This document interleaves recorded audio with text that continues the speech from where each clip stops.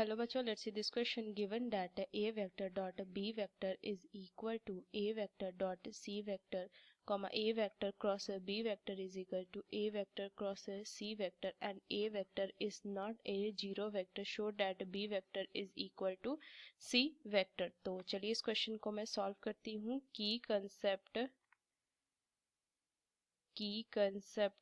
Apply करूंगी इस question में.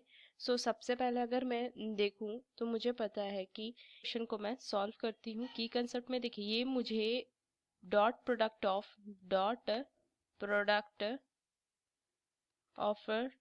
टू वेक्टर दिया हुआ है एंड क्रॉस प्रोडक्ट ऑफ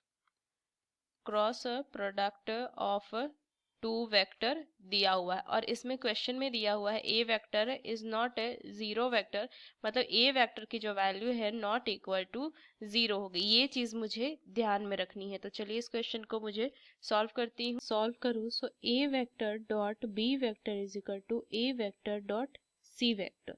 ये मैं लिख सकती हूँ दिया हुआ क्वेश्चन में. A vector dot B vector minus A vector dot C vector is equal to zero, ये लिख सकती हूँ. ए वेक्टर अगर मैं लिख लूँ common, A vector dot B vector minus C vector is equal to zero हो जाएगा.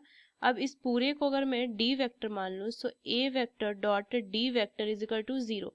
अब देखिए यहाँ पे मुझे पता है कि A vector not equal to zero है, मतलब इसका मतलब कि डी वेक्टर क्या हो जाएगा, जीरो के इक्वल होगा. D vector equal to zero, B vector minus C vector is equal to zero. B vector is equal to C vector. इस तरीके से मैंने ये प्रूफ कर लिया. उस तरीके से अगर मैं देखूँ A vector cross B vector is equal to A vector cross C vector. A vector cross B vector minus A vector cross C vector is equal to zero.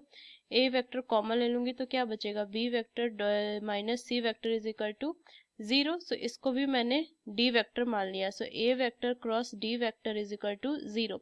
इसका मतलब देखो यहाँ से ए वेक्टर तो जीरो होगा नहीं, तो डी वेक्टर क्या हो जाएगा, जीरो होगा. मैं यहाँ से लिख सकती हूँ B vector minus C vector is equal to zero. B vector is equal to C vector. और ये मुझे यहाँ से प्रूफ करना था.